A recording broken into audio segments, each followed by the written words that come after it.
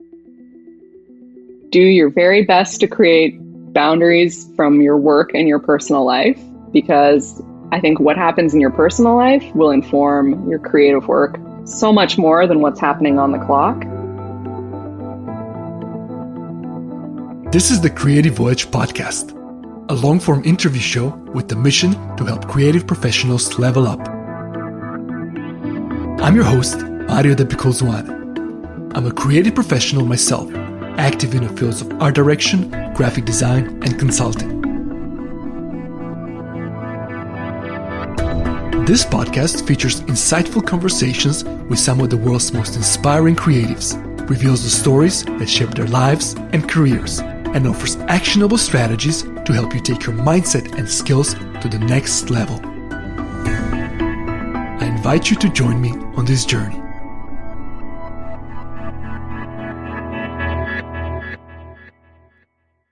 Before we dive into the episode, I have a few quick notes.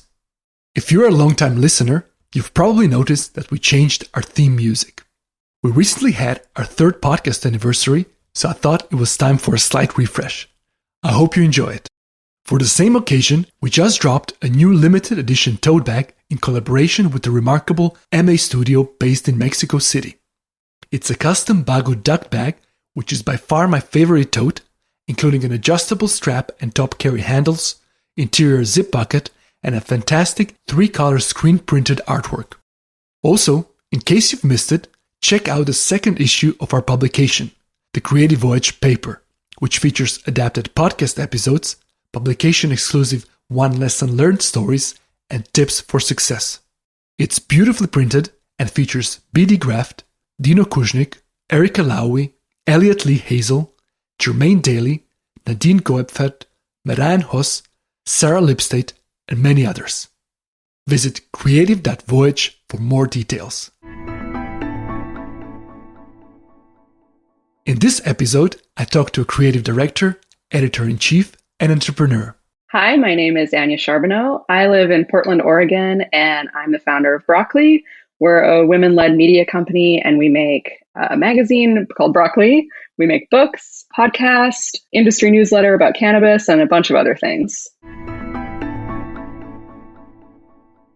Originally from British Columbia and currently based in Portland, Anja Charbonneau is the founder, editor-in-chief, and creative director of Broccoli. Founded in 2017, Broccoli is a platform that encourages the discovery and intelligent appreciation of cannabis through experimental and engaging explorations of art, culture, and fashion. Created by an all-women team and a wide network of contributors of all genders, Broccoli's magazine, podcast, and industry newsletter connect a global community ready to participate in a new era of weed.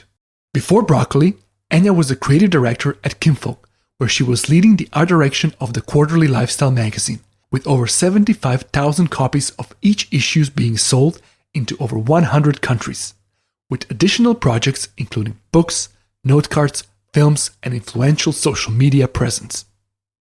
A side note, in 2015, I started working with Kinfolk, so that's how I first met Anja. We were co-workers for almost 2 years. Even though we worked in different offices and on the other parts of the business, her vision and direction significantly influenced my development in that domain. This interview was a fantastic opportunity to connect with her in this context and makes this episode that extra special for me. Here, we will listen to the highlights of the conversation I had with Anja in August 2021. We cover topics such as creative and art direction, how to start a successful magazine, the importance of professional relationships and the delicate art of providing feedback, her work routines and the way she leads Broccoli, challenges Anja encountered along the way, advice for young creatives, and much more. Anja started her professional journey as a freelance photographer, focusing on fashion, portrait, and lifestyle work, and creating dreamy and alluring visual stories. After a couple of years, that work brought her to an art director position at Kinfolk magazine, where ultimately she oversaw all aspects of art and creative direction for the brand. Hindsight is 2020, but looking back at our beginnings and those transitions can be a helpful exercise. I've started my conversation with Anja asking her about her early days as a creative and the lessons she learned during that time. I think I only in the last few years came to understand how I see myself creatively. I always have been a creative person, and I've been told that I'm creative growing up. And my perceived problem about my creativity was that I could never commit to one thing very well. I would be dedicated to something for a while, and then I would need to move on and do something else. And when you're growing up, you see other kids and teenagers. Some people are so dedicated to one thing, and that's how they become really wonderful and excellent at it. It's practice and dedication. And I never could totally commit to anything. Like, I did ballet as a kid and I loved it. And I fantasized about being a ballerina, but like couldn't really do the work. And same with playing cello. I was super into it in not college, in high school, but not seriously enough to make it a career. And it always gave me this insecurity, like, oh, I'm not dedicated enough. I'm not trying hard enough. And then it wasn't really until I started working at Kinfolk as an art director that I realized, oh, there's actually a job where you get to do a lot of different creative things. And you can kind of have influence on a vision and execution and a whole story around a creative idea, but you don't necessarily need to be the one who does everything, who sees it through from start to finish all by yourself. Yeah. So that revelation that was a thing really helped me understand the way that my creativity makes sense in a way that I didn't understand before. And I mean, how did that happen, or even that opportunity or realization with Kinfolk? How did it came to be? Oh, well, I was working as a freelance photographer, again, like 80% committed to the role. And I saw the job posting for a new art director, and I read the qualifications and what the job would be. And I was like, oh, I do all of those things when I'm doing photography, because when you're just doing stuff for fun and for clients, but they're very open-ended projects, like you're doing the location scouting, you're doing the model casting, you're helping with styling and the direction and the creative direction and really planning from start to finish. And I kind of realized, like, oh, I've been doing the work of an art director, but I'm also the one clicking the button behind the shutter. So I knew that I would be able to use those same skills and just not be the one taking the photos. And that felt like very freeing. Yeah. And now I don't even really like doing photo shoots at all because I find it too stressful. The responsibility of being the one to capture the shot doesn't appeal to me anymore. And I really just like doing it for fun. Yeah, I think that's cool. Yeah. But it was, the kind of thing where I don't know if it was the age that I was or just where I lived, but in high school, that's sort of when people who are my age, which is 38, when I was growing up, if no one tells you that something is a job and you don't see it around you, then you don't know it exists. Like, I had no idea that an art director was a thing or a creative director. No clue. Yeah. The careers that were presented to me at that age in my late teens were like, you could be a teacher or a social worker. The most exciting thing that came up on a school-sponsored career planning course was interior designer. And like, I was like, what? Okay, I don't know. That's the only creative option. It just seemed so strange to me. Yeah. And I had a lack of role models and understanding of what kind of careers were out there. Like, I knew magazines existed, but I never thought about the jobs behind them. Yeah. Except for photography. For some reason, that was the only one that really made sense to me at that time. I mean, when you go back, I guess that transition from being a freelance photographer to actually having, I guess, a full-time job, was that kind of the first time that you realized that being creative is going to be your career? Or was it even like as you were working as a photographer as well? When was that like transition where you're kind of like, okay, this is actually me? Right. I got to a point with freelance photography where I realized that I wouldn't be able to be full-time professional in Portland. There's very few clients locally if you're not doing like e-com shoots for Nike, which wasn't what was interesting to me. So I was sort of starting to be a little more ambitious about reaching out to other magazines and the places that hire photographers that are outside of Portland to see if I could get work. And the timing with that goal coincided exactly with when I started working as an art director. So I kind of gave up on that quickly because I suddenly had a job with a salary. So that was much more appealing. So in hindsight, when you go back, like if you could give yourself at that time a piece of advice, what would that be? I guess it's hard because even if I had known that creative direction could be a career, I don't think I would have had the opportunities until later. I can't like teleport myself from my small town life into a exciting creative job, even with the greatest advice. I think the advice would just be like, you'll get to where you need to go when the time is right. Yeah. I've always felt like I took a very scenic route to where I've gotten to, but if I hadn't taken that path, I wouldn't have the experience and the random skills that I've picked up along the way that led me to be able to do this, like running random little businesses in my 20s, selling vintage clothing online or whatever. That taught me how to ship things, and now I know how to ship my magazines. So all of those skills connected in a way that was unexpected. So I think the advice would just be like, don't worry, it'll be okay. You'll figure it out. Do you think that you've made any beginner mistakes or any things that you wish you kind of played differently?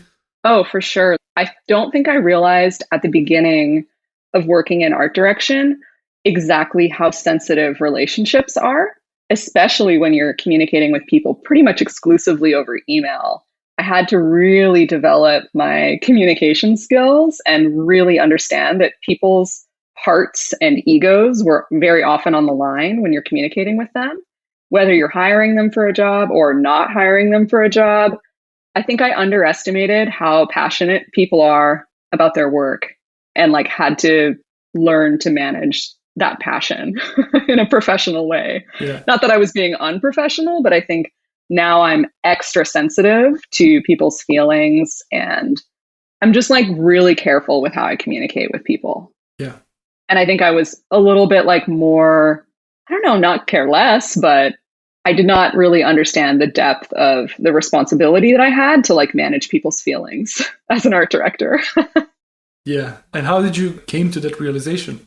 Oh my gosh. Well, I'll try to give you a neutral but specific example. When I started working at Kinfolk, I mean, you've seen this too. The magazine's gone through so many evolutions of style as the company's aesthetics changed and whatever. Yeah. So when I started working there, we were in one of those periods of growth and change. And there had been photographers who worked on the magazine every single issue up until that point. And so when I showed up and the direction I was getting was like, we want to try something new. So we're not hiring the same artists as before. Those artists took that very personally because they felt super invested in what the magazine had become up until that point. And fair enough, I would have probably felt exactly the same way. But they were not happy and they thought it was because of me. Like if they thought I came in and said like, you suck, you're not good enough, which was not the case at all. It was just like, we're just trying to do a bit of a different look and change it up a bit. Yeah. So I could not have predicted that. But if I was coming into it now, I could have, because now I have the experience of both doing these changes and navigating kind of complex, sort of quite emotional conversations with people about their art. So the years of experience I've had now with that kind of negotiation and communication would have helped me out a lot in the beginning, but I was new. So I definitely stepped on a couple toes accidentally. And now that you've learned some of those new skills, what are some of those little tactics or some advice when it comes to managing that? Well, I've definitely found that, let's say you're commissioning a photo shoot with someone, and for me, it's almost always remote. Like I'm never on set because we don't shoot a lot of stuff locally. I like to give with Broccoli artists a lot of creative freedom because we do so many different things in the magazine and I want them to have fun with what they're doing. So if I've given any direction, it's usually fairly minimal, which is so different than Kinfolk, but sometimes I'll still get something that's like totally not what I wanted. And I have to, in that moment, be like, is it really worth making this person feel bad? Or can I just make it work? Can I find a way to just make this work?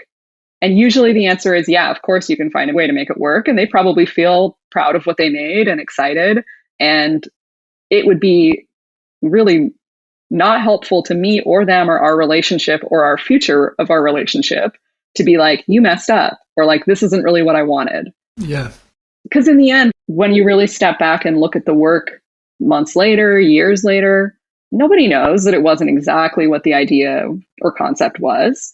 it's not like I'm trying to please a client. Like it's just me making the call of whether or not something can be in the magazine or not. And in the end, those relationships are so much more important than, oh, you made it blue instead of pink or green or whatever. There's rarely something that is so big that I can't make it work. Yeah. And I will say that that is also a credit to the flexibility of the art direction that we use in the magazine. That also would not have flown at Kinfolk. Yeah. We just had such rigid sets of, and because you worked there as well and did the same job as me, basically. The parameters were very strict and very rigid and very defined. Yeah. And they did evolve and change over time. But in those moments, if something doesn't fit, it doesn't fit. And I wasn't the last word on that either. Someone else was making that decision. So it's nice to have the flexibility to be like, I will just let it go, publish it, move on, and everyone is happy. And it's so much better that way because then we can work together in the future and we won't have like these weird feelings about each other. Yeah. I mean, really, it's like, turns out this is going to be a conversation about feelings. Yeah. And I think it also comes down to what you want to, in some way, optimize for and how you define quality for a project. So I think that's one thing. And then if you want to optimize, of course, for quality, but also for quality of relationships, for example, maybe more than quality of a photo. Yeah, exactly. If I need 8 photos to fill the 4 pages that I've got.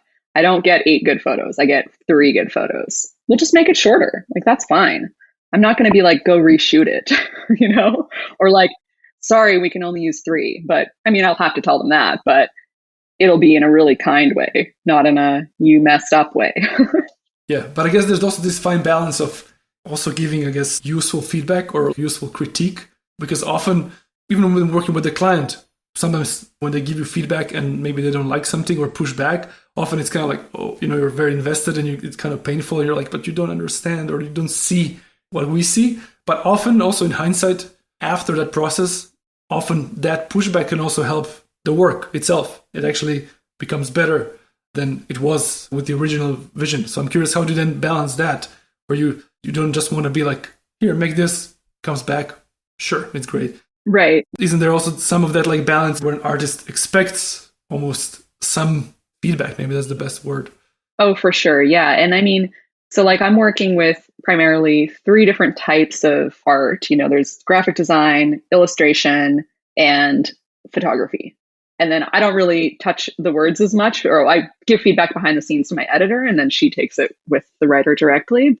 So luckily with illustration and graphic design, you have a lot more flexibility to give feedback along the way because things can be changed and things can be shifted based on whatever need is there. And it's much easier to get like a progress report of what's happening and how things are looking, where you can shape it in one direction or another from there. With photography, it's so much harder because you have to give all the direction up front. And unless you're there as the shoot is happening, you don't get to give feedback until it's too late.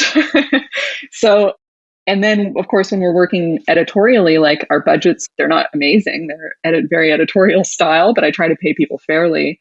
So if I ever needed something reshot, I mean, we would totally pay again and have to really invest in it a different way. Yeah. So I think I would find in terms of giving feedback to a photographer, if I got a shoot back and it wasn't totally what I expected, I would probably just run with it. And when we work together again, to be more specific or to like learn from what I got last time. And then if I need to mention any of those things for another project, then I'll probably do it then. But I found that it's almost not worth it when it's when it's already something finished and just can't be redone. Starting as a professional in the creative industry can be daunting. There are so many potential paths to take, from different disciplines to ways of practicing them. Here, Anja shares her thoughts on the importance of intentionally approaching those decisions. I guess I would try to advise them to think about, if we were talking about career advice, like where to point their ambitions. Like if you want to work for a commercial agency versus a more creative branding agency versus a private company doing everything in-house. Like I think those environments are all so different and can be demanding in different ways. And sometimes, if you're on the much more commercial side, you might be doing work that you don't actually like, clients that you have no control over. You're not the one choosing who you work with. There might not be as much creativity and flexibility in the day to day, or even like you being able to contribute your ideas as there would be with like a private company or a smaller agency or working even freelance. But I think in general, it's also the question of, do you want to do freelance or do you need to have that salary to feel okay about your life? Yeah. Those are tough choices. And I think a lot of people who are in creative fields go back and forth and try both and maybe can only do one for a while and switch back and forth every couple of years. I know people who do that often. It just sort of depends on where you're at with what your life demands of you otherwise. Yeah. And then like, don't let it take over your life. That's advice to me too. Don't let your work take over your life. Has that happened many times? Oh, absolutely. I think anyone who runs their own business, it takes over constantly. It kind of has to. I don't know if there's any other way unless you're super rich and can just hire a lot of different roles at once to take on the appropriate workload that you end up taking on all by yourself. Yeah. There's no other way to do it other than to do everything and to work super hard. But you have to be so careful because people burn out so easily. And I've definitely had periods where I'm like, I've gone too far. I think we're finally at a stage 4 years in with Broccoli where we have enough support. I'm actually trying to hire a project manager right now, which is going to be a huge help for me, where I can actually have work-life boundaries. Like that's only in the last year that I've really been able to safely define those without not accomplishing anything. So I'm like, I actually close my computer at a specific time of the day, and then I try not to look at my email the rest of the day. And I certainly don't reply unless it's an emergency, which it almost never is. And I don't work on the weekends. And I try really hard to keep those things now, but those are really new. Those are only within the last year that those have been possible. Yeah. Because when you run a business, you just have to do everything. And your hand is in every single project, and there's no way around it. It's true. So it feels really, really good to be at a place where we can have enough people on the team where I'm not the one doing everything. I'm so grateful that I'm at this point. Yeah. Congratulations. Whew. Not easy, but we made it. Somehow we made it this far. At this point in our conversation, I was curious to hear about Anja's work routines and rituals and how she manages her schedule as the founder, creative director, and editor-in-chief of Broccoli. Well, my day is pretty boring. It's a lot of emailing.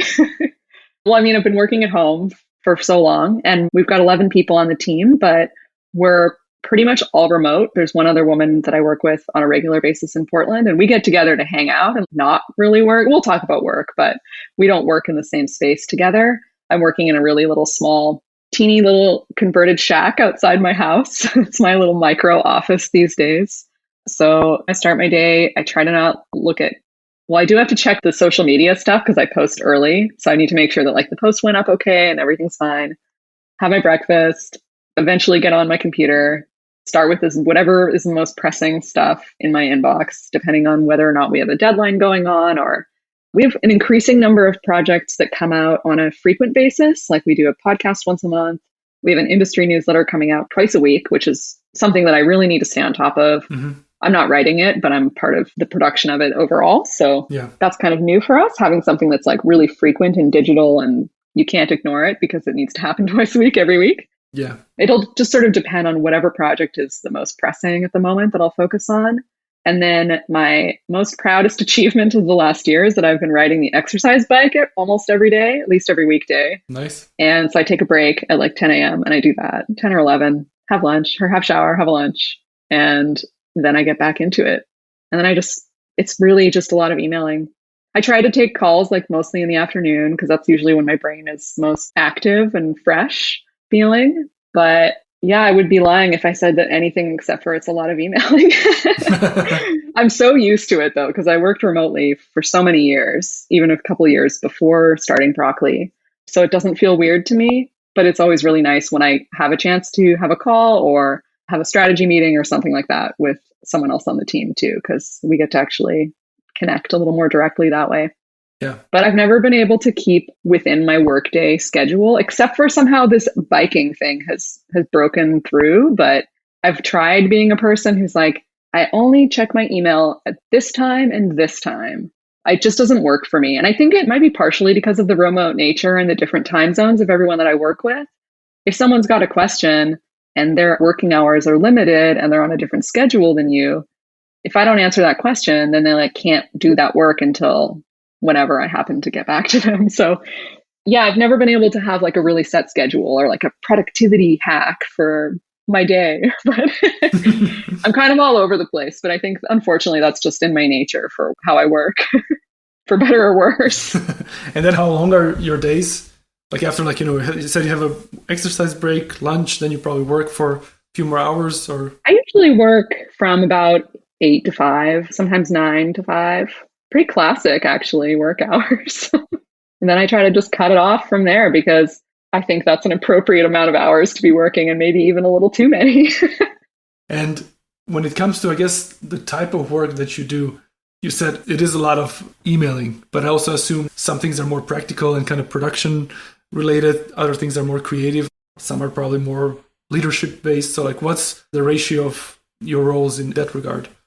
If we're at the start of a project, there's a lot more creative ideation going on with me and my designer and the editors. That part is always really exciting. And that's like probably the most fun part of the whole thing is, well, that and then when it's finished and it comes out.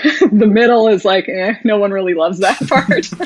Yeah. But yeah, if it's the start of a cycle, there's a lot more creative work. And like, I love those stages because I get to spend more time kind of exploring ideas and letting my mind wander a bit more and really strategizing about the story we're trying to tell. That's really fun. And once we get into production, then with editorial, like if it's a print project, we have it pretty dialed in. So I don't need to do a lot of hand holding because my team knows all of their stuff so well. And we've done it so many times that we've got a really good flow and like a really good system going for producing the magazine. And so that's great. It almost feels like I'm doing the magazine work in the back of my head, like in my sleep. I don't know how it gets done, but somehow it does. I'm still doing all of the creative direction and commissioning shoots and stuff like that for the magazine. And that's been part of my job the whole time. But then my editor works with the writers directly. So we talk about what stories we want to commission, and then she works with them directly. We give feedback on the drafts, me and the other editor. There's 3 of us who are technically editors, me, Stephanie Madewell, and Ellen Freeman, who you had on your show a while back. So we kind of all have our little jobs. Ellen does a lot of writing. She'll write a few articles each time and writes all of the heads and decks, the like titles and descriptions. So she contributes a lot to like what the Broccoli voice is when the reader is reading it on the page. That's so fun. She's a genius. So I always love seeing what she comes up with. She's very good at puns. And we have an article about why weed people love puns so much in the next issue, which I think is a very like deeply Ellen piece. Oh, that's cool. Yep. And so while we're working on the production, I'm also working behind the scenes on the calendar of how everything needs to happen for production with our printers. What will that mean for our launches and when the magazine comes out? And then that kind of ties into the more logistical side of things of like, okay, well, how many copies are we saving for our subscribers versus our shop versus things we give away to contributors or events? And the strategy of the distribution of the magazine is a whole thing on its own too. And I do have help with that. Kaylin Malin, she works with us on a lot of the order processing and dealing with our retailers and all of that stuff. So that's amazing to have help with as well. That's a huge one. I can't believe every time I hire someone, which is maybe like once a year, if even, to help with a main part of the company. And then I stop doing that part of the work. Then I look at my workload and I'm like, how was I doing that before? Like, how was that possible? It blows my mind every time. It's crazy. So yeah, the production logistics are quite a lot to juggle in your brain. And then we've got production logistics for our podcast. I'm kind of like the producer. So I'm doing all the scheduling of getting things recorded. Me and the 2 hosts, Lauren Yoshiko and Menle Agre, we come up with the ideas for the show together. And then I do a lot of the back and forth to make it happen. I'm hiring a podcast editor right now too, because I've been doing the editing and it's, as you know, very time consuming. So I'm excited to have someone else take that on. Yeah. And very similar to the magazine with our newsletter, we're doing a twice weekly cannabis industry newsletter that Lauren, our podcast host, is writing. So we go back and forth with that with Stephanie, our other editor as well. That's like on a weekly basis. We have a good rhythm though. We churn them out on specific days and we know how much time we need to edit. So That's nice. And then we're making other merch now too. So we're doing other products. Like we just made some cute socks and some blankets a while ago. People just love merch, and the margins are better on merch too. So we got to churn it out. But I'm guilty of being the one to drop the ball on like commissioning the art for the socks or whatever. But I do also have help. We have help from another designer who's like only working on the merch with us. So it's kind of like a divide and conquer. And I'm trying to like divide even more so that fewer things are on my plate. Because I think I'm realizing more and more how important it is for me to have time to be able to start the projects and get them in motion and then delegate from there. Yeah. So yeah, there's a lot of stuff going on all at once, always. Do you have any little like work rituals that you do, like day-to-day things, which kind of just help you either like, ground yourself or prompt yourself or just make your work life nicer? I think just taking breaks is the nicest thing I can do for myself with work. And that's really like with the boundaries. Like I always stop to go and do my little bike ride, and I don't check my email while I'm on the bike. I try to have like a real lunch where I'm not on my computer, try to read during my lunch break if I can, or I like to watch TV while I ride the bike. That's like the only way it works for me. I can't like listen to music or do a class. It just doesn't connect with my brain. So I watch TV. So maybe I'll like keep a show on while I'm making lunch and taking time for myself. I'm trying to work an afternoon break in like around 3:30, 4, because I think that's the time where I kind of get into a slump. Mm-hmm. And I also run the risk of getting stressed in the mid-afternoon. So at one point in my life, I was taking 20-minute breaks to like just lie on the floor and do my version of meditating, whatever that is. I don't know what that means to other people, but to just like close my eyes, try to relax, focus on my breathing, and just try to take a break. And sometimes all that runs through your head is work thoughts, but you try to like actively push them away and just be calm and think about nothing. So even if you don't necessarily succeed, I think it's still really refreshing. So that's something that I have liked doing in the past, and I'm trying to work back in. And I think I just need to set an alarm or something on my phone. Go lie on the floor. 3:30. 3:30 until 4, lying on the floor. Yeah, the floor time.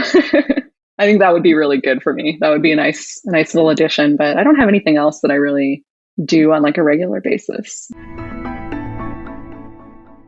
Since its founding 4 years ago, Broccoli has grown steadily, reaching the expanding global weed community. What started as a free magazine evolved into an inspiring media company, spanning the Broccoli Talk podcast, the Broccoli Report newsletter, and book publishing, with titles such as A Weed is a Flower and Snail World, Life in the Slimelight. Being a successful independent publisher is not an easy task, so I wanted to get a behind-the-scenes look into Broccoli. I've asked Anja to share her experience of starting the magazine and to unpack what it takes to successfully run an initiative of that sort, including mindsets, strategies, and finances. I think one of the most important things in terms of just advice is people should really ask themselves whether or not they want to make their creative passion tied to their finances, because it really does change your relationship with that thing. And there's so much pressure to like monetize your talents and like you could do it, make a business. There's so much encouragement for that. And I have done it and benefited from it. But at the same time, I don't think it's always the right choice. So I think people should be really careful. Like people do ask me often about the main advice I have for starting a magazine. And it's like, are you sure you want to run a publishing business? Because if you just want to make a magazine, you can do that for pretty cheap with your, creative community. And like you can make it happen. You can call in a lot of favors. Printing will still be expensive, but you can spend all your money there as long as you're not getting into debt. And then you did it. You made a magazine, but you don't have to keep making it over and over again. I think that's like a really crucial question anyone considering publishing should ask themselves, because running the business is not going to photo shoots every day. Like it is worrying about money and figuring out distribution and all of that hard stuff that we kind of touched on already. But when I started Broccoli, I had some savings and I was in a moment in my life where everything was going crazy. My dad had just passed away. He was about to pass away, and I quit my job and had recently gotten divorced. All of these big life changes were happening. And I was fortunate enough to have saved up some money and didn't know what I wanted to do for work. So it was just like, sometimes you make those decisions when chaos invites more chaos in a way. When everything is crazy, you're more likely to be like, why not try this thing? So starting Broccoli, I did have some money. I spent about $40,000 at the start. That was like the amount I had to invest in it. I did not have any more to invest and had like a little bit extra to live off of, but I knew that would get us at least into, maybe we would do 3 issues. Like, I think it was always kind of an experiment at the start because we were taking the approach of relying on advertisers for all of our income. So we were really fortunate to be able to get advertisers for the first issue before it even existed. That was amazing. Not enough to cover all the costs, but enough to make it happen, working with the little bit of money that I had. And then it was enough to not quite break even, but like not get too uncomfortably into credit card debt for the next one. And then by the time we were hitting the 3rd issue, the 4th issue, our advertising revenue was enough to at least break even. And so the cycle could continue. That was really important to me. Like, I was definitely raised with a deep fear of debt. My parents, they were like, do not get a credit card. No, they were like, if you get a credit card, here's what you're getting yourself into. They were very strict about that. We didn't spend much money. I never even really knew if we even had any money because they were very strict about it and very like a scarcity mentality. Whether or not it was the reality, I still don't have a complete picture on that, but I've always really been scared of being in debt. And I didn't go to college, so I don't have student loans. And I've just been really careful. So I never wanted this to like ruin my life. I never wanted it to be something that would destroy me financially for years and years to come. Yeah. So I had to be comfortable from the start, thinking that this might not work, but it'll be really cool if we do it at all. So that's why it was also one of the reasons why it was free in the beginning, is because, well, it was experimental. We had ad revenue to cover the costs of making it. And because we wanted to like make this new weird thing accessible to people in a new weird emerging industry, it was like, why don't we just give it away? And that was super effective and super fun for a while, until probably about the 4th issue is where we put a cover price on it. We were charging for shipping, but then we just charged the same amount that we had been charging for shipping. So the cost actually was technically the same for the customer, but the mentality shifted. So now we have free shipping, but you pay for the magazine. And we have increased the cost once or maybe even twice, because every year it's more expensive to make the magazine. Not anything that's in my control, but like postage and printing fees right now because of the pandemic. And because of weird tariffs and all this international trade stuff that's happening, it costs more money to ship the magazines here, like way more than it did a year ago, 2 years ago. And even just running the business is more and more expensive every month practically. So the costs increase and you have to make sure that you're making that money up somewhere else. So at first it was all advertising revenue. Now it's a balance between advertisers, our subscribers, and then just like single orders from our shop. So whether that's a magazine, a back issue, merch, like a scrunchie, we've made scrunchies. They're kind of equally weighted at this point, which is really cool and makes me feel like we've diversified our revenue streams. And that's like what a business should do. But it makes sense, of course, because then you're not relying so heavily on one thing. And I knew that was coming because with the pandemic, everyone just froze their budgets. Whether or not they had that money or not, they were like not comfortable spending it. And fair enough, same. Like I had to really take a hard look at everything we were doing and say like, okay, what things are making us money? Which ones aren't? What can we be careful about? I also applied for a EIDL loan through the SBA, Small Business Association. EIDL is like an emergency disaster circumstance kind of loan, different from the PPP, which was for paycheck protection. And nobody's on payroll, so there's no paychecks here, so it wasn't relevant. Yeah, so I got a loan, which was my safety net, just in case. Because, we were still relying quite a lot on our advertisers. So I was predicting that they weren't going to be spending their budgets on us. I needed that backup plan. So my backup plan, I didn't think they would approve me. I don't think they even looked at my because, the federal government does not like cannabis. So I don't think they did their research, but now I have a loan from them. So I've been like slowly using a little bit of that here and there, but we haven't needed to use all of it yet. So that's really nice. Yeah. Yeah. So I'm just really careful. Yeah, that's good. I'm really careful. If we don't have the money, we don't do it. Like we're working on a one-off magazine about mushrooms, not just psychedelic mushrooms, but all mushrooms. We're just about to send it to the printers, but we started working on it in 2019 and then I ran out of money. So we commissioned maybe 3 articles, and then we've been sitting on those 3 articles for 2 years before we could actually pick the project back up again. Yeah. And yeah, I just didn't have the money and I wasn't about to put it all on a credit card. So it's remarkable how much money it costs to just produce a magazine. I don't think people know. They really don't. If you want to pay people, if you want to pay your contributors and your team fairly normal, like fair wages, it's expensive. And it's hard to do that on a consistent basis. Yeah. Unless you've got like, multiple streams of revenue coming in. It's not easy. So it's from advertisers, from single copies or subscriptions, merch. Is there anything else which is in a mix? Well, our industry newsletter has a paid option. So if you're a free subscriber, you get our Monday newsletter. It's like just a roundup of the news that's happening in hemp and cannabis.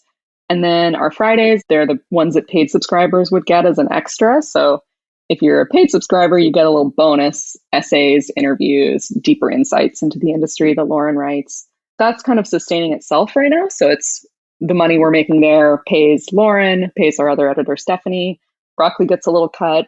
So that's kind of its own little micro project that does its own little thing. Yeah. So I try to look at the projects.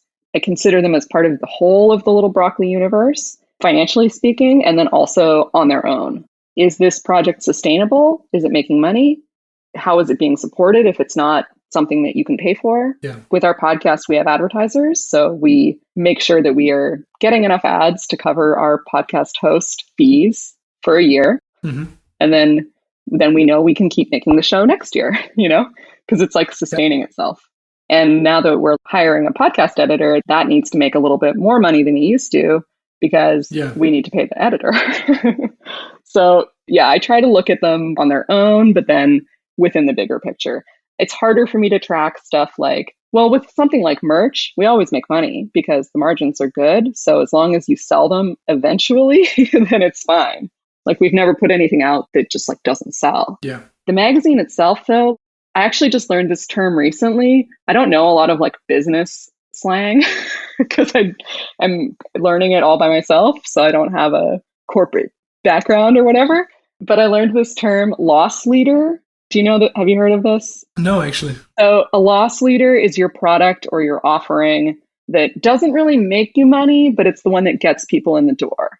So the magazine for us is our loss leader. We don't really make money on the magazine. If someone buys a copy of the magazine, if you broke down the costs everywhere from editing to content to freight fees to get it here, to shipping fees to mail it, to the mailers, to the fees that we pay the fulfillment warehouse, like everything.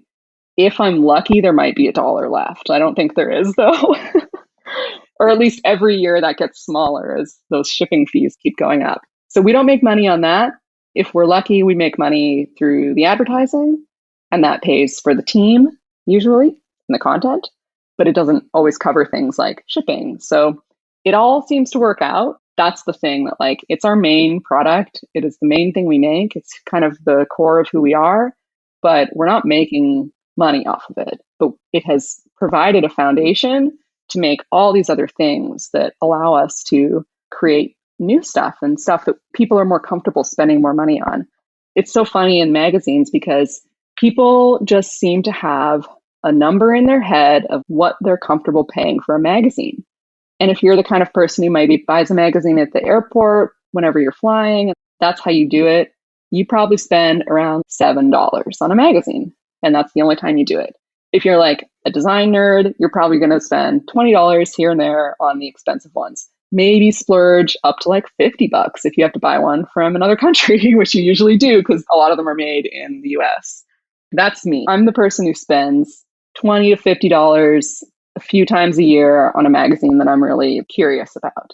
I actually don't subscribe to any magazines, which is maybe shameful to say, but unless there was a magazine that changed up what they did every time, I would be like, I don't need to see the same thing over and over again, I guess, which is another challenge we've had where like we don't use the same design formats every time because I think it would be boring. So we try to mix it up a lot. But one cool thing that even if the magazine isn't like the big money maker, it has given us both skills and infrastructure to make other kinds of publications, which is what we're really super excited about right now. We made our first art book last fall with two of our contributors that we've worked with before, Leah Morowski and Sam Copeland. They make these incredible miniature dioramas with cool interiors and weird little scenes. And they had been doing these dioramas for a while and then ended up, I forget what, I can't remember the story, but they ended up getting snails, pet snails, and realized that these dioramas were all like perfect for snails. A little bedroom, perfect for like a snail's bedroom, a snail on the airplane, a snail in a cab. So they have this amazing collection of images of snails in this whole little universe, their own little world. And they're so funny. And we had featured their work in the magazine before. And I wanted to make a book, wanted to do a photography book with an artist. And they had this huge body of work already. We'd worked together a couple different times. They were really fun to work with. So I was just like, hey, do you guys want to make a book? Can we publish a book for you? So we did, and it was amazing. It's called Snail World, and Broccoli's the publisher, and it's just full of their art. It's so delightful. It's so cute. The novelty is huge. It just makes you happy. Like it's that kind of experience looking through it. They're very funny and playful, but also very poignant. And sometimes they're very lonely and sad feeling. Like there's a full range of emotion in this that you can project onto these snails. So we did a book and that went really well. And then that kind of empowered us to work on this mushroom magazine called Mushroom People. And that'll be out in the fall this year. We're sending it to the printer within the next couple days, which is super exciting. And then we also have a photography book coming out that is all of our cannabis and floral art. So that's like been our calling card since the first issue, which featured Amy Merrick's like beautiful ikebana arrangements with hemp plants. And since then, because I just love flowers so much, we just keep mashing them together like weed and flowers, weed and flowers. I'm like very sensitive to overusing a concept, but at the same time, it brings me so much joy that we've just done it over and over again. And I was like, I guess this is just our thing at this point. So we collected up all of the photography series that we've done in the magazine with that theme before. And then I commissioned a bunch of new work from new artists. And so we've made a hardcover book of all of that work. So I have samples of it now, but it's on the way. So that'll be out before the mushroom stuff. We just want to keep doing more publishing like this because it's just such a beautiful reflection of all of our skills. Yeah. And we have the infrastructure. So we can just do it as long as we have the money to pay for the printing and the shipping. Yeah. Then we can make it happen. And it's so satisfying because then we have these other things.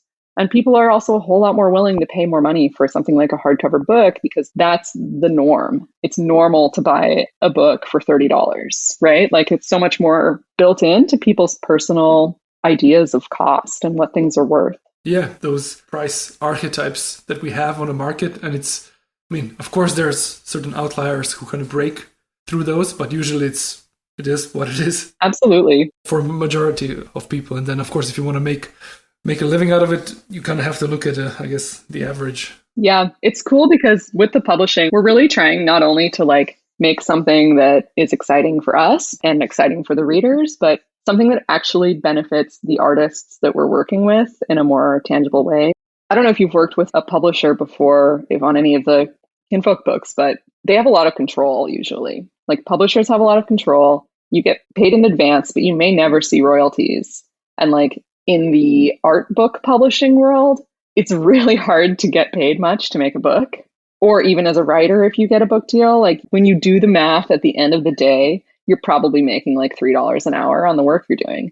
It's really not that lucrative. And it's really hard to make a career out of being an author or someone who makes books.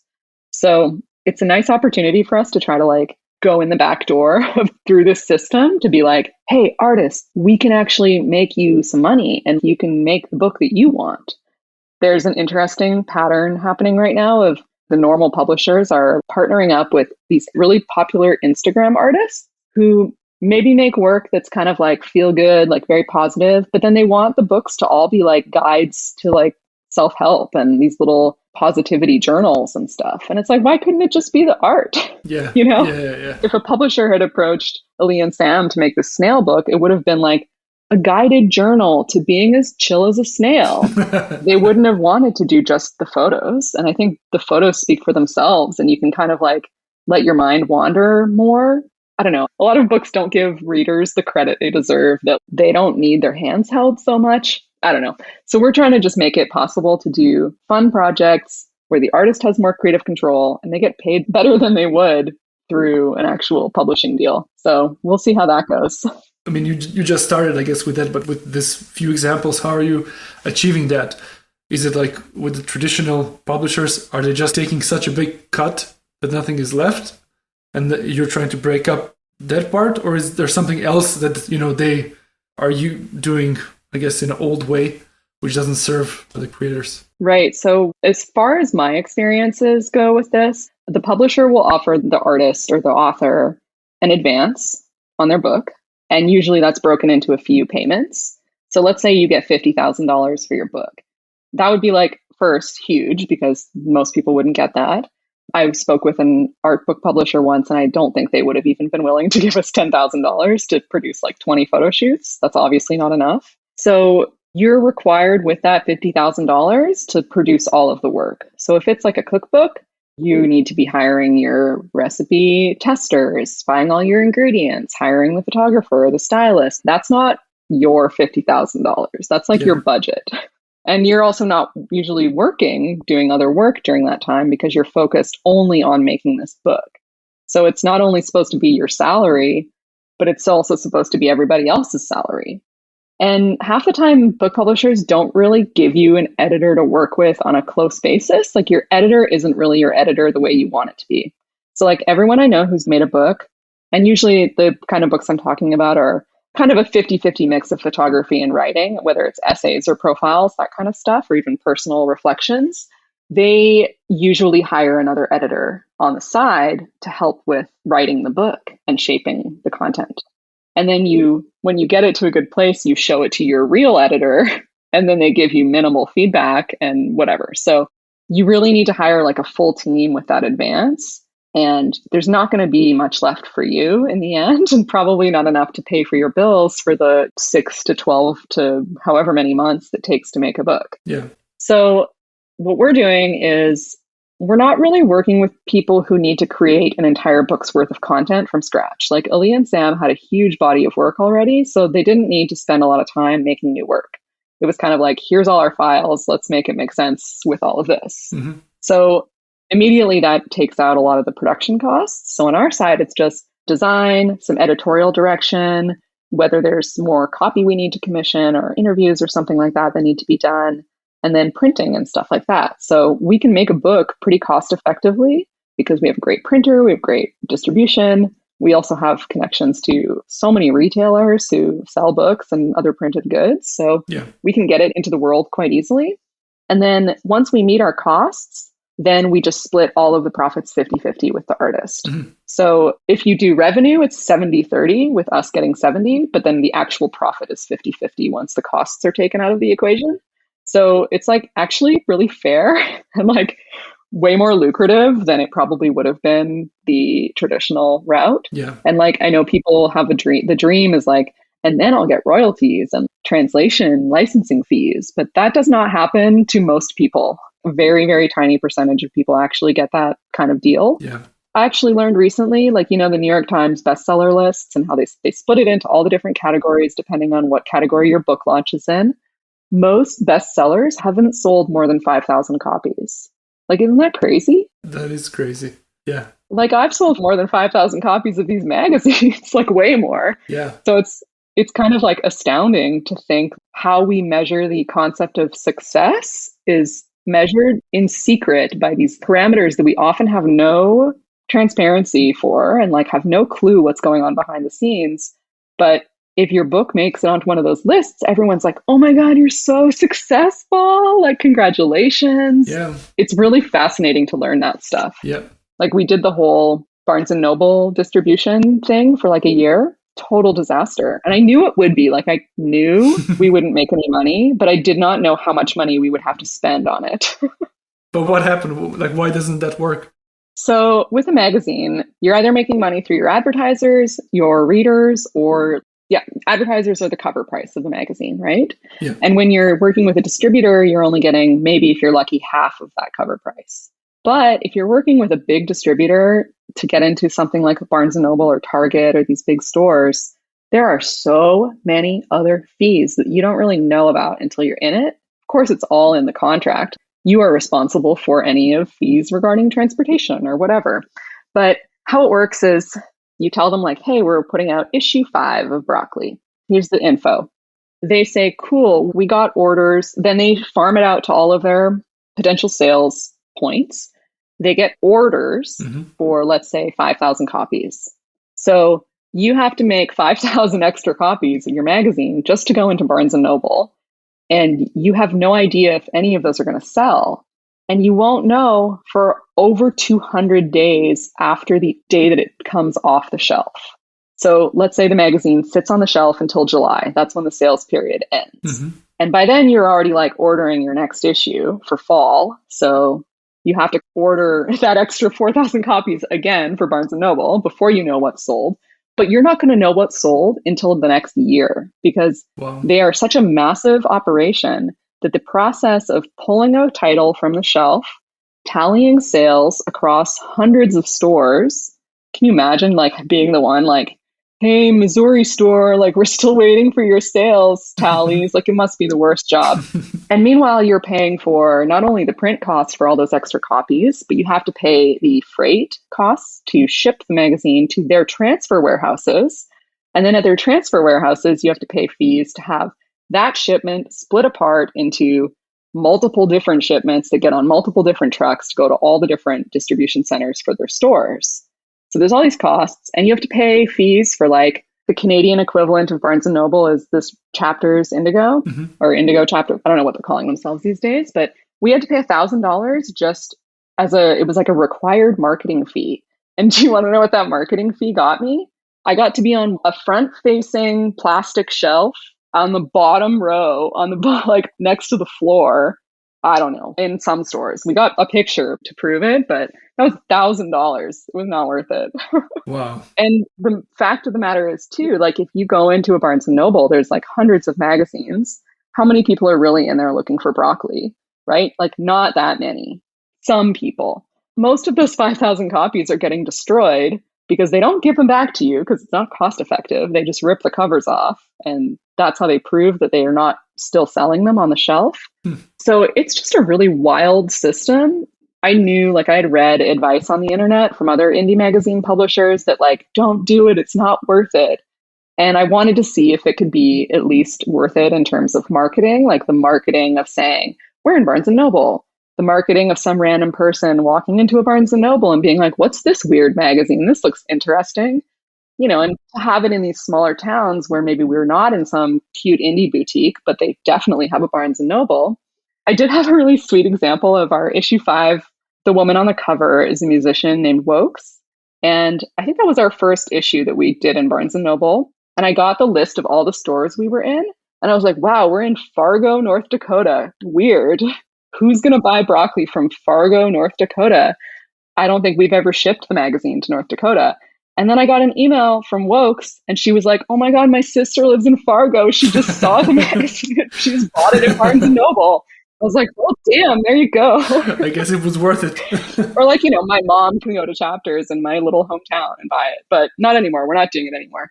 But it was an interesting experiment and it was a lesson learned. Let's say that. So I think while we are still on the topic of publishing in magazines, I think we talked about many important things already, but let's say that somebody wants to start a magazine today. Besides being like, okay, are you sure you want to make a magazine and go into that? They're like, yes, I'm so sure. What advice would you give to them? I think the next most important step is deciding how often you want your magazine to come out. Everyone wants to default to quarterly. And I think that's Kinfolk's fault, quite honestly, because they're so popular and people really look to them as what a successful indie magazine can become. So everyone's like, quarterly, of course. Like that's seasonal. It makes so much sense.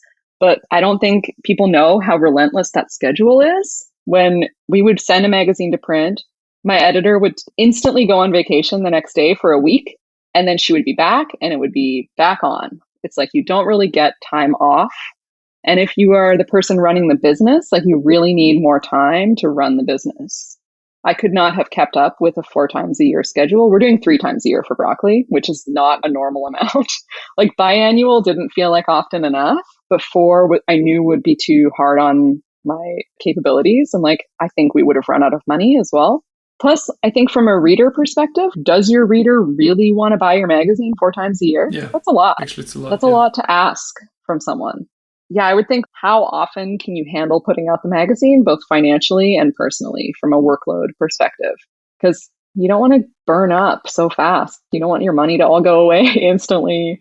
Oh, it breaks my heart when I see other indie mag publishers who are in debt and like have to do GoFundMe's and Kickstarters to like pay their debts because they owe so much to their printers.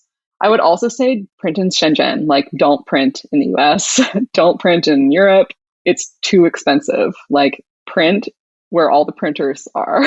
The only reason that broccoli can be $12 is because we print in Shenzhen and their prices are incredible and their quality is incredible. I think there's a real sort of like made in China stigma that I really find appalling because there are things that are made in China that are being made the best in the world. And like our printer is not huge. I mean, they're big enough to be a big printer, but they're not a massive company. They have a woman CEO. They have all kinds of good eco standard certifications. Like they're just as good and maybe better than any of the other printers out there in the world. And yet they can charge a fraction of the price because they work at such a large volume. Their minimums are the same as any minimum you'd find in a US printer or a European printer. Like, don't bother if you're not going to print 1,000 copies. And they even encourage you. They're like, are you sure you can't do 2,000? Because it'll be way cheaper. So yeah, print in Shenzhen. If anyone needs, I will happily pass along that website address to anyone who needs to know, because that's how you're going to be able to do it. I just saw another new magazine printing with the Hemlock up in BC, and they're amazing, but they're the most expensive, I think, that I got a quote from. Yeah. I couldn't afford it. It's tricky. Choose your vendors wisely, I suppose, is a good piece of advice there. Oh, and I got this piece of advice too. You have to really pay attention to how much your magazine is going to weigh, because that's going to determine how much it costs to ship it. In the US, you can't send a magazine with ads media mail because it has ads, and that's like a federal restriction. So you have to use more expensive classes of mailing. It helps you determine how much you can charge for your magazine. You don't want to charge $20 and then $8 on shipping. No one's going to buy it. So really being super strategic about your vendors, how they influence your costs. It's like all boring spreadsheet stuff, but it's so vital. But then I think this covers this part of being stubborn, and then you're actually deciding to launch a magazine. But then I think something which is maybe or probably more challenging is actually, I guess, launching a successful magazine or having a success. So having an audience and having a positive trajectory. And it really seems that with Broccoli, you've managed to achieve that. So I'm curious, how did you get to that, and how much was there like a strategy behind it? Yeah, I think it's a fascinating thing because you could be the most genius strategist in the whole world, but if the moment isn't right, your product won't succeed. Like I knew that the acceptance and interest and curiosity about the world of weed was increasing pretty rapidly, and there wasn't a cool magazine. There are a lot of older school magazines that are either like really focused for growers or industry people, or just all run by dudes that are like really tasteless and don't have great reputations. But I was like, oh, well, there's obviously a need here for something fun and beautiful and smart. Not that the other ones aren't smart, but just like a different perspective. So the gap in the market was absolutely there, and we managed to execute well. And we made it really easy for people to get the magazine from the start. So instantly we were able to have way more readers than someone coming out of the gate with maybe a $20 cover price, because you could literally go and get the magazine for free for a while, for like, almost 2 years. Yeah. And I don't necessarily recommend giving your magazine away for free because that wasn't long-term sustainable as a business. But it gave us a bit of a leg up on finding our community and our audience by really broadly just getting it out there any way we could. And then this is the part you can't control, is that people were really into it and they were ready for it. So that's like the X factor that you can't guarantee that that's going to happen. And if I launched the magazine today, it would probably be too saturated. It would be a much harder road. But when you look at, there's so many interests out there in the world. And yeah, there might be enough of a community of people who could get behind a magazine of any subject. Like a cool surf magazine just came out called Emotion, but like ocean, like the ocean. Mm-hmm. And I've also seen one come out for women who love horses, like Horse Girls. It's called Calling All Horse Girls. And both of those magazines have sold out their first issues. They're working on their second, or they've already released their second, and there's like a good demand for it. Mm-hmm. So that makes me really excited to see. And like, I love seeing people finding those communities through print. You never know if the community that likes something is also going to want to buy a magazine and like experience their interest through print. If you can launch one and pay it back and like not lose a lot of money, then by all means, keep going, right? If it can be proven both in interest and then the interest is backed up in your bank account in a way that makes you feel safe to do it again, then yeah, just keep rolling with it. I think that we've tried to expand our offerings really thoughtfully. So like whether it's events or other products or whatever, I guess the rollout is really largely based on what we can afford to do, but we're pretty thoughtful about what we put out in the world. So everything ties together really naturally. And whenever we add something new, it makes sense within the world of what we're doing. So I think that's kind of important for growth too. Like you don't want to do something totally disparate and random. It needs to be like, you have to listen to your community and sort of see the other things that tie into their interests and where they intersect with the theme of what you're doing, and kind of like be creative with how you make decisions on what new things to make, because they could probably be making really cool, like imagine putting out a really cool surfboard for that surfing magazine. That would be amazing. I'm sure people would love that.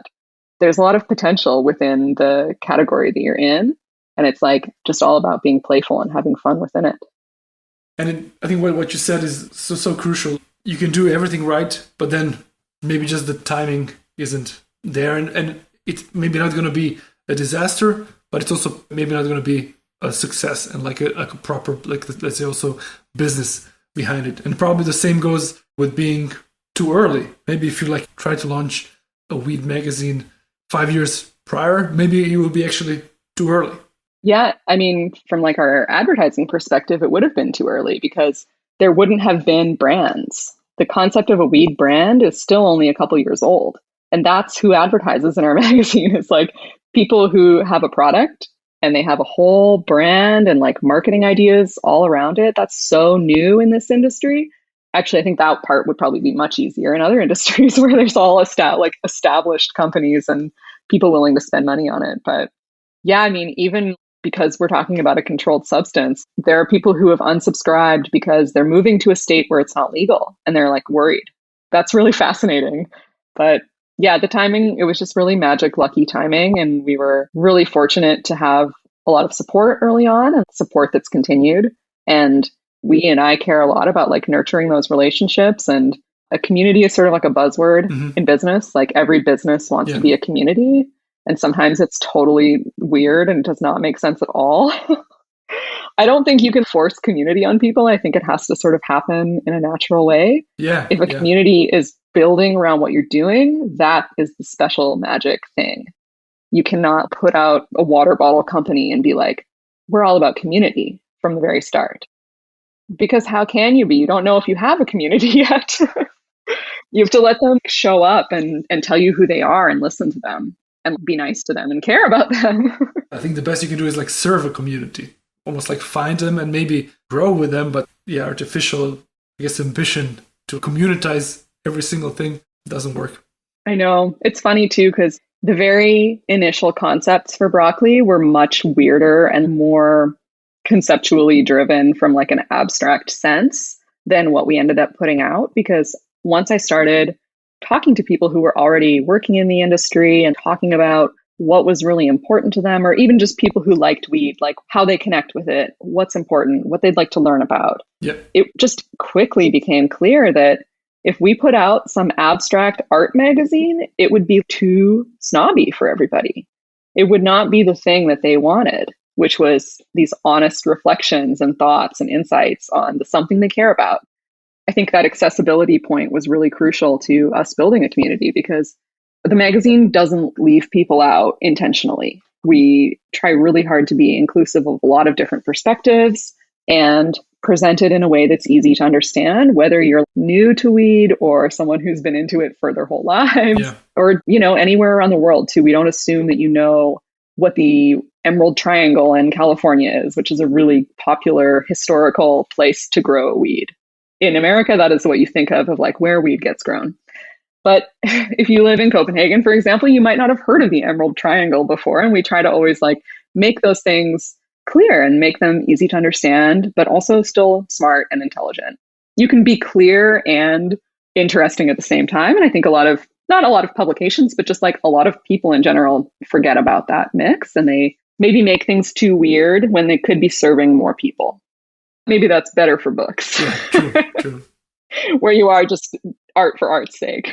Yeah. And you do one-off things and then you can move along. Exactly. Hey friends, we're in the middle of this episode, so it's time for a short break. If you like this podcast, I'm confident you're going to enjoy the Creative Voyage monthly edit. Every month, we ask a new creative professional to curate 10 brief recommendations, including books, articles, products, videos, and podcasts, which serve to inform and inspire, and we deliver them exclusively to your inbox. It's a newsletter curated by creatives for creatives. To sign up, visit creative.voyage/newsletter. Thanks everyone, let's get back to the show.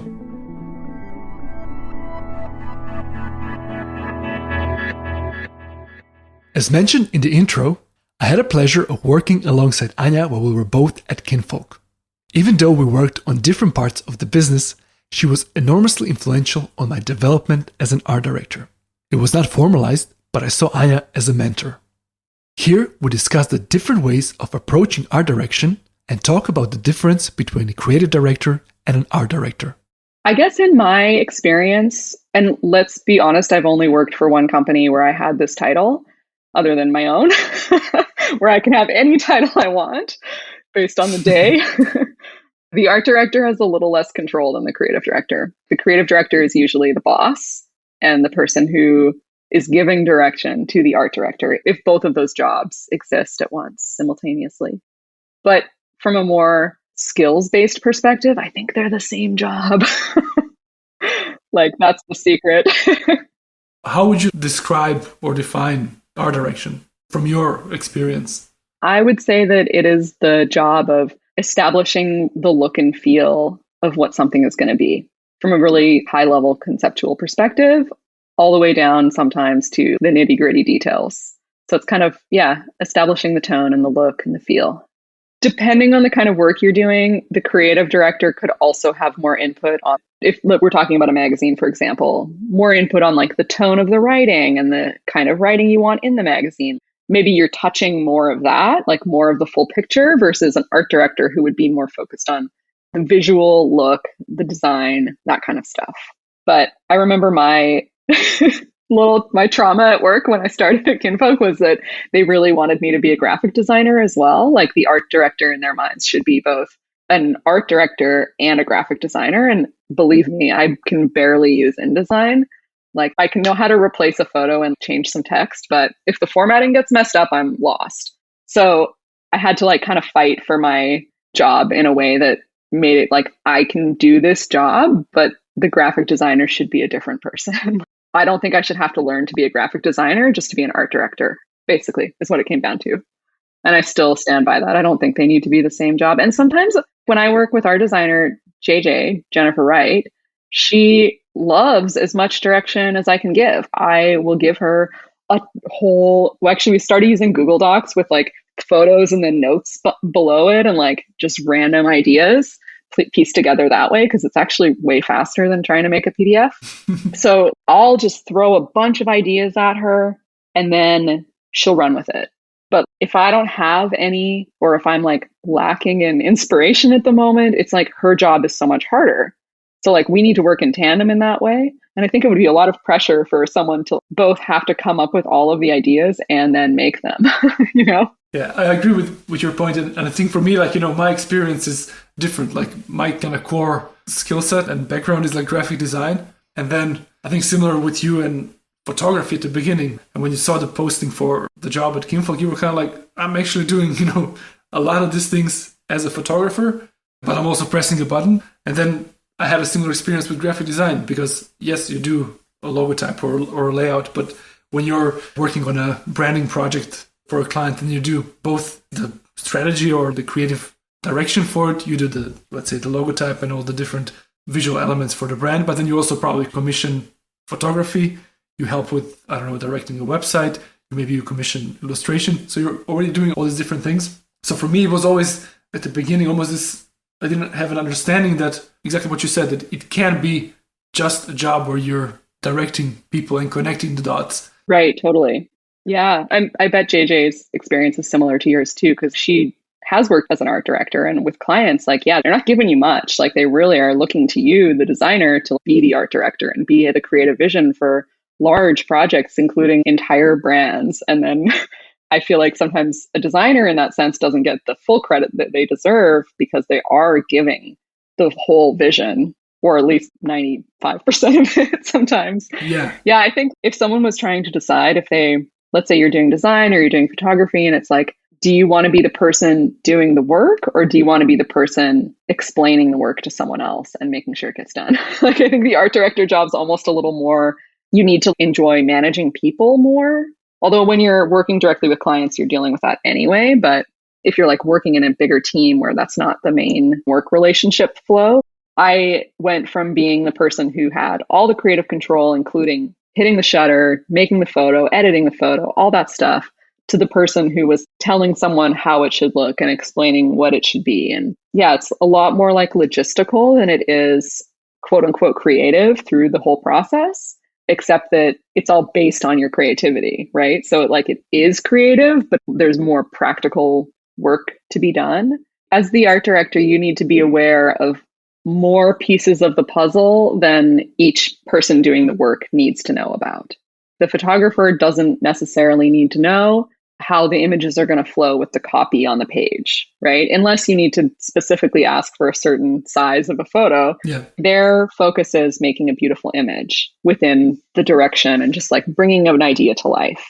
And then your work's not done until that awesome photo becomes even more cool in collaboration with your designer and your writers and all the rest of the vision. So it is a little bit more bigger picture, I guess, because there's more factors to consider and like more elements that go into it.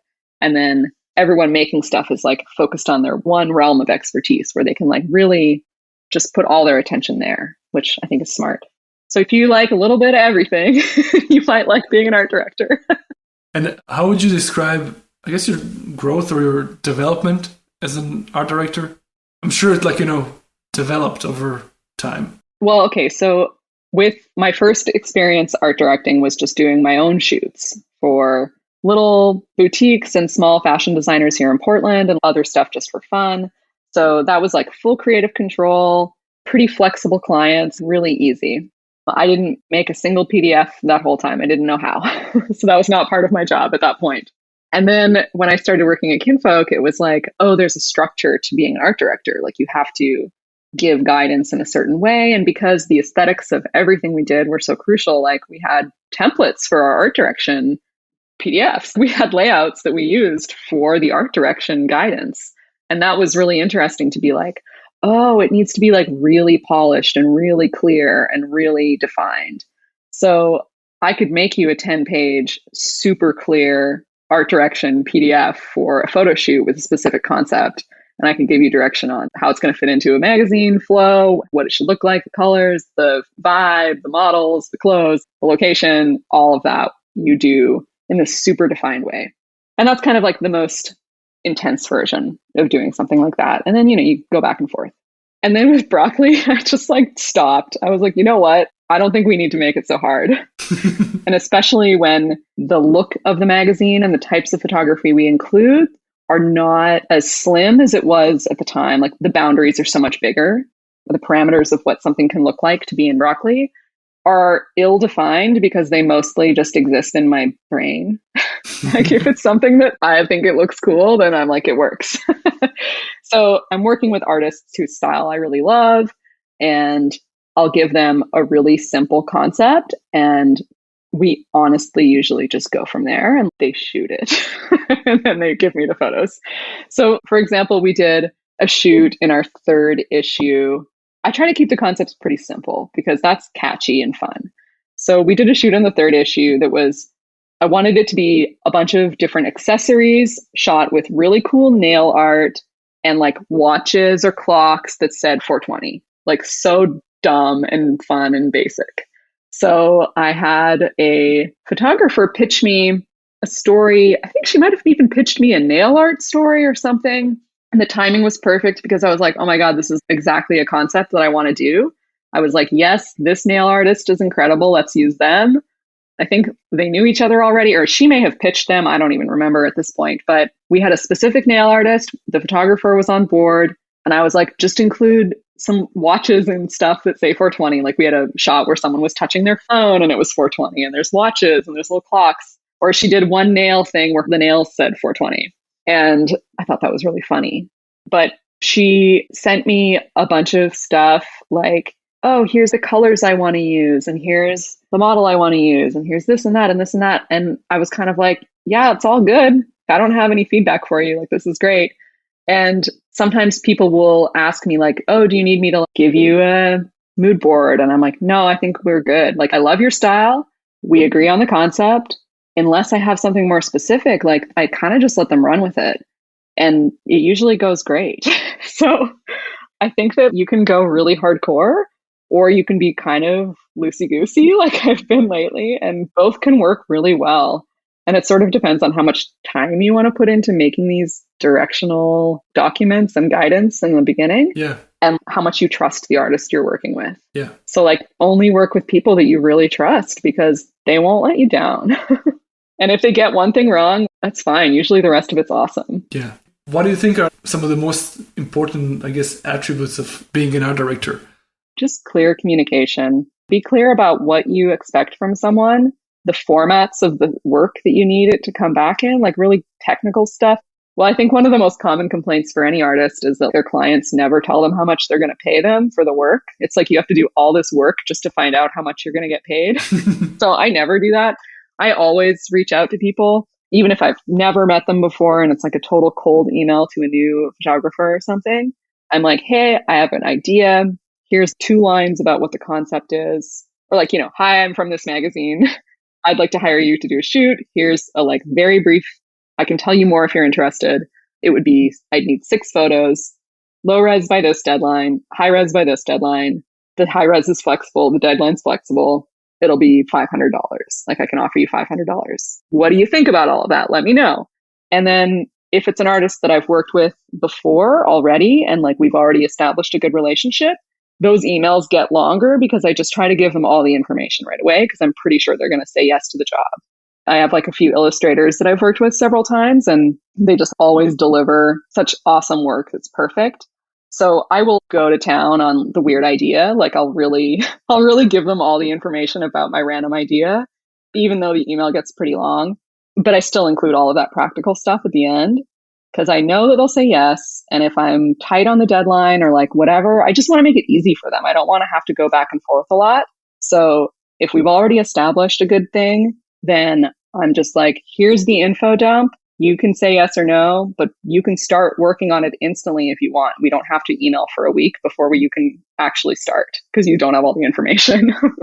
So I think that's really important, just being a really good communicator, really respectful of people's time, and to try to be really understanding of how long it takes to do the work that they're doing. Yeah. Because the worst thing is when you don't give someone enough time and then they're stressed. That's not good for anybody. It's not good for creativity. It's not good for the relationship. It's not good for their work-life balance. I'm not trying to stress anybody out. Yeah. So I try to be pretty cautious and thoughtful about the assignments that I'm giving. And I also try to pay people more over time too. I've noticed, this is another thing I learned while working at Kinfolk, is that, and I've seen this is true throughout all of the work that I've done in publishing, People are super excited to like give you a hot discount when you first start working together because they're like, oh, I'd love to have my work in this publication. It would be cool for me. The idea Yeah. is fun. Like it sounds fun. But then once you're on your third, fourth, fifth shoot together, it's not that it's less fun or they're less interested, but it's about showing the respect for your growing Yeah. relationship. So, they're not making money on these shoots, especially when we're talking about like these floral shoots that we do. That stuff, flowers are expensive. They're really expensive. Or maybe there are a bunch of people involved and that maybe if they're splitting it evenly, they're each getting $100. Like that's not a good day rate. It's a terrible day rate. So I try to think about what the longer term picture is of our relationship and how I can make it fruitful for both of us and not have them feel like I'm just always going to offer them the same opening rate. And I can't go up forever. Like one time I was working with a photographer at Kinfolk and we would do these really complex shoots with them. And then they got more and more expensive over time, appropriately so. And after a while, I was like, I can't spend a quarter of my budget on one shoot. Like, I just can't, even though I know this is what it costs to work with this person. So I stopped commissioning them. And then after a couple issues, they were like, why aren't you commissioning me anymore? And I was honest. I was like, I can't afford it. I don't think I can afford you anymore. And they were like, no, I still want to do the work. Just tell me what you can afford, and I'll tell you if I'm comfortable with it. So there's a back and forth. Yeah. And I think at that point, I probably should have been like, hey, I don't know if we can keep doing the same rate. How could we pare these shoots back to make it possible for you? Because they were really complicated. And that we could have done something simpler that probably would have been just as good for new ideas. So, yeah, I mean, when people are working for editorial, the rates are always bad. And the nicest thing you can do for an artist is to try to make those rates better. And you got to keep feeding them over time, It's important. Throughout our professional and personal lives, we are often met by obstacles and challenges. And how we respond during those phases is a determining factor that influences our long-term satisfaction. Those situations are often opportunities for growth, learning, and even radical change. I've asked Anja about the hurdles she has faced on her journey so far, and if she was experiencing any professional challenges at the time of our conversation. I have a big challenge that I'm really excited to be solving. So as we have diversified all these little there's so many projects within the broccoli little universe now. I'm spending a lot of my time assigning little to-dos for people and checking in on status of projects and sending reminders and scheduling meetings. And I'm doing a lot of administrative work. We're trying to make a cute Nalgene water bottle. It's super easy. We've got the template. All I have to do is commission the art, and then 3 weeks later we'll have water bottles. But I cannot find time to commission the art. So I'm missing out on making revenue off of cute water bottles because I'm too busy telling my team, oh, when should we have this call? Or hey, is this ready yet? So I'm hiring a project manager to be the boss of the calendar.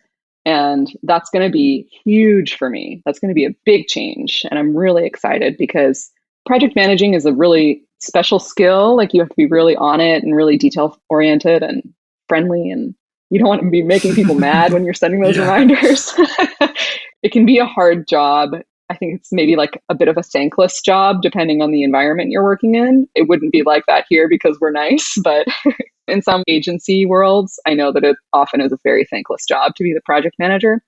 So I'm going to make sure that they are well appreciated and taken care of. But yeah, that's my biggest challenge right now is that I don't have time to do the important creative work that makes all of the things happen. So I'm trying to keep delegating myself out of those roles. But yeah, it sounds like you're working on a solution, which is good. Yeah, thank God, because I need it really badly. But now I have a new problem, which is that so many people have applied for the job that I'm overwhelmed by the applications. Yeah. But it's really lovely because it's oh, that many people want to work with us. That's so cool. That's great. But it is also a challenge, I guess, hiring for a position like that, because you just have to, of course it has to be a certain fit, but then you just have to give it a try, because how will you show a portfolio of project management? Yeah, show me your best spreadsheet. We'll see. I need to figure out exactly how I'm approaching the interviews, but yeah, it's a really, really important job when you have so many different things going on at once.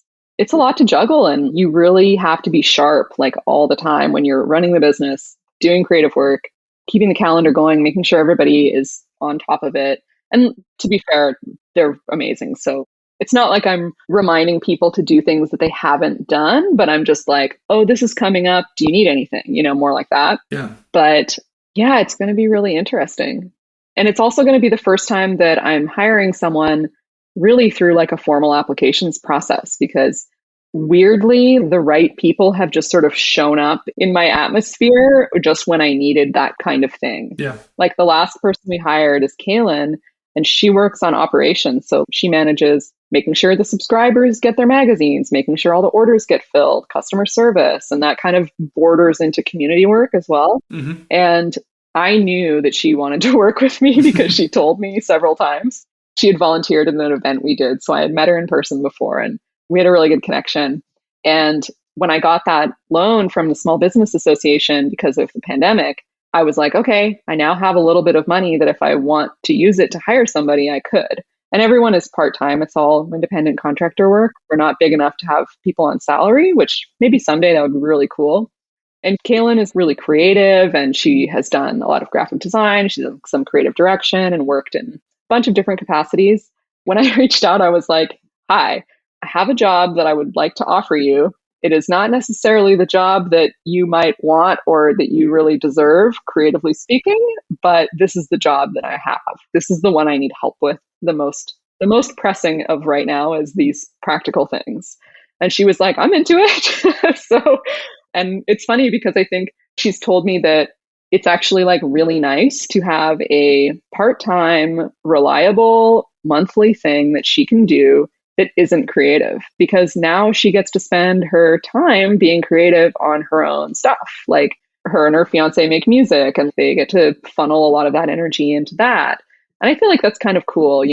It can be really nice to give yourself a break, creatively speaking. Maybe you've discovered that you actually just do like doing repetitive work that isn't quote unquote creative, but it pays some of your bills and it gives you time to like use your creative brain elsewhere.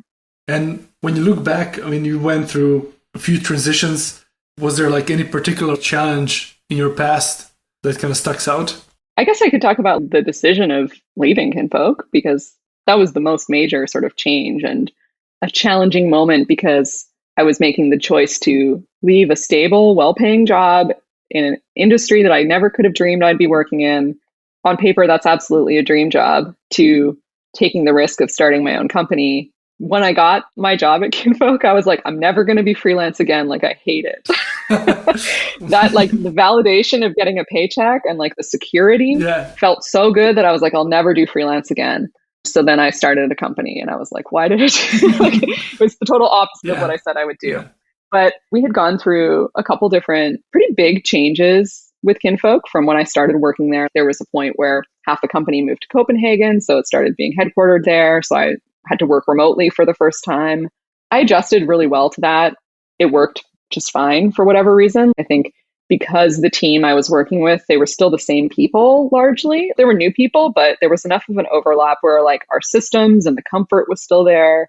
So even though we were 9 hours off, there was an adjustment period, but we still had already established good communication styles. So we were able to maintain that. And not too long after that, we did our second magazine redesign. And I think they just did a third, which is cool.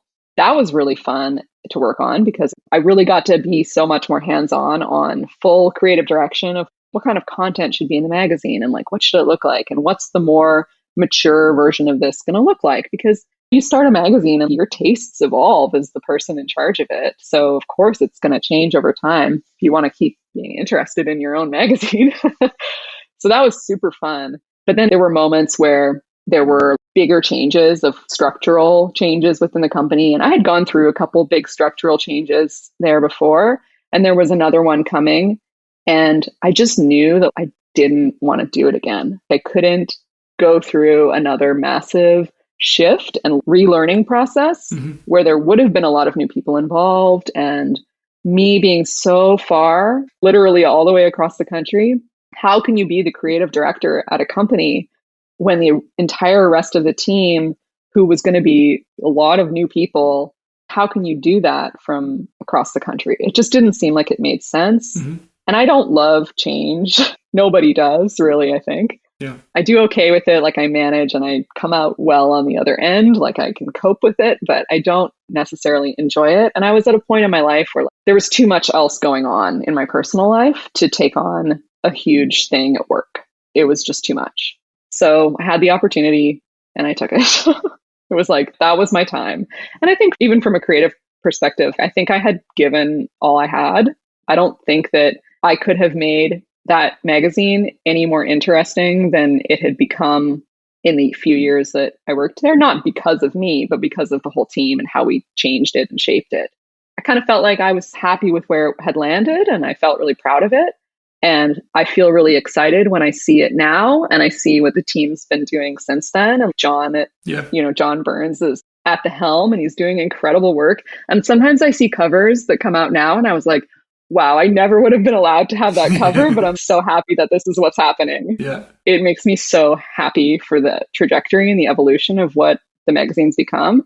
And I'm really happy and grateful that I got to be part of that and got to like fight some of those fights to have weirder pictures and more color and whatever. Yeah. And now I get to see what someone else is doing with that vision. And it makes me really proud of John. And I think he's done such cool work. Yeah. So that's really exciting.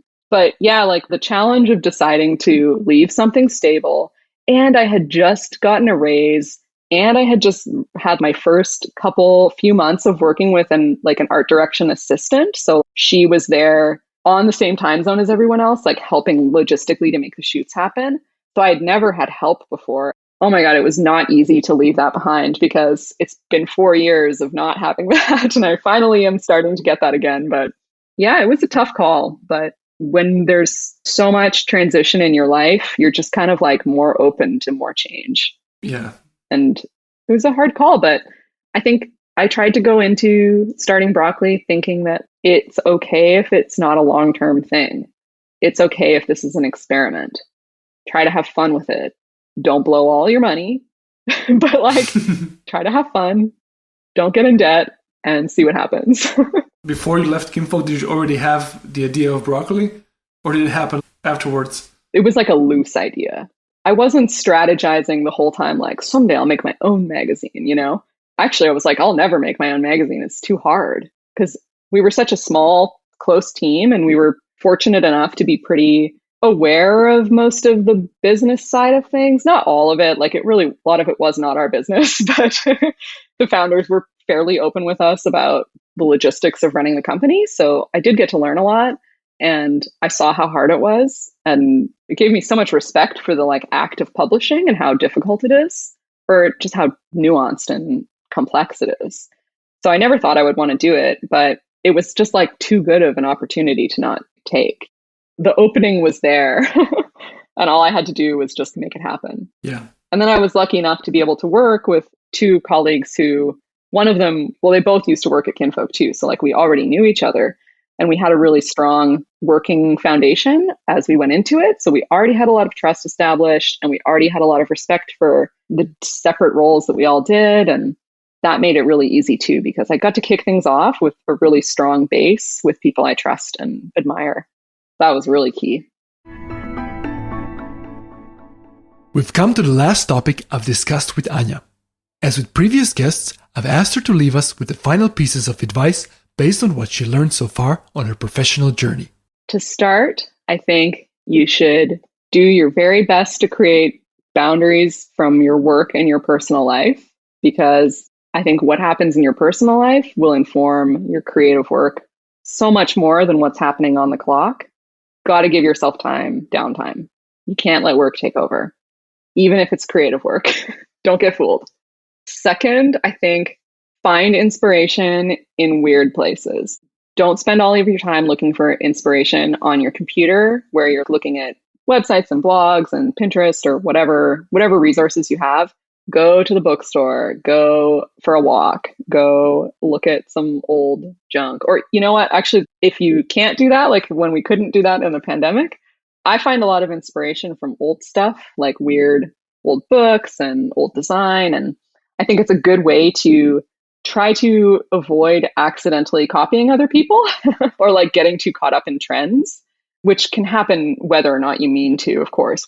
Our brains are all melding together through what we see and experience. But when I was doing inspiration gathering for Broccoli, I would literally just Google magazine design layout 1961 into Google image searches and just see what came up. And then I just would go through every year. That's my cheat. This is like my cheat sheet for like a Google image search, is just if you kind of have a vibe in mind, go to the beginning of that era and just include that year. 1941, or even with mushroom people, I'm like, mushrooms 1941, mushrooms 1942, mushrooms 1943. It's actually surprisingly useful because you get to see things that you were not going to see otherwise. Random, weird, old stuff. And it can spark new ideas. It can surprise you. And you know that you're not being influenced by a trend. So I think that's really fun. It's like treasure hunting. So you can do that digitally, or you can like go to the thrift store and look at all the old books, whatever. I think that's really fun too. And then I guess the third piece of advice is have a creative hobby that you don't monetize. Maybe you don't even tell anybody about it. Or if you do, maybe it's someone who also is just doing it for fun. Make space and time for the pleasure of creating without the pressure of making money or doing it for clicks or likes. Because I think it's really a good exercise for the brain, and it can remind you that there's just fun stuff too. It can just be for fun, even if you're working creatively. And it can also help your creative work because it's like a weird form of practice to do this other creative thing totally separate from your work. I have a friend who's been writing, my best friend, she's been writing a novel basically since high school. And she's been coming up with these characters and concept since high school. She works on it almost every day. And she's done that yearly. Do you know that the yearly writing project, NaNoWriMo? It's like a November National Novel Writing Month, I think is what it stands for. So the challenge is to write 50,000 words in a month. That's like 1,600 something words a day. It's not easy to do. And 2 Novembers ago, she was like, why don't you do it with me? Like, why don't you just try? And I'm like, well, I don't have an idea. Like, I don't have a concept, but I like to read and I like to read fiction. And so I ended up writing 20,000 words of a fake novel that will never be a real thing. And I've told a couple people about it, but I don't know if I would let them read it. But it's fun practice, and it forced my brain to like imagine all these different fantasy scenarios and all these different ideas and fake people and fake timelines and scenarios and environments and descriptions of things. Like, it was so creatively satisfying and fun to invent this little world and to really focus on it. And then when you're not writing, you're thinking about it. You're like, what would this character do if they did? And I don't know, it helped give my brain a break from thinking about work. If my brain was in charge, which it usually is, like, I'm thinking about work most of the time. And I really want that to get dialed back. And I would really love to have more free thinking and imagination time. And that was an accidental way, like I kind of accidentally found it, of tricking myself into thinking about another creative thing that, yeah, I do some writing for work. Like, it does influence a little bit my writing skills, I guess, but it is not part of my job in any way. And I would never, I don't think, ever try to publish this book. So yeah, if you can find a creative outlet that is totally separate from money and attention, then you will benefit from doing that thing. Hey everyone, that's it for this episode. I hope you find it useful, and if you like this podcast, tell a friend. I want to thank Anja for coming onto the show. I love her work, everything that she has been developing with Broccoli, and I'm grateful for all the insights she shared. Links to Anja's projects and some other things mentioned during the conversation can be found in the show notes at creative.voyage/podcast. If you love printed matter, check out the second issue of our publication, the Creative Voyage paper, which features adapted podcast episodes, publication-exclusive one-lesson learned stories, and many tips for leveling up. Visit creative.voyage to get your copy. At the same place, you'll find our new limited edition tote bag, made for the recent 3rd anniversary of the podcast in collaboration with the remarkable MA Studio. Lastly, if you haven't already, be sure to subscribe. Until next time, my friends, take care.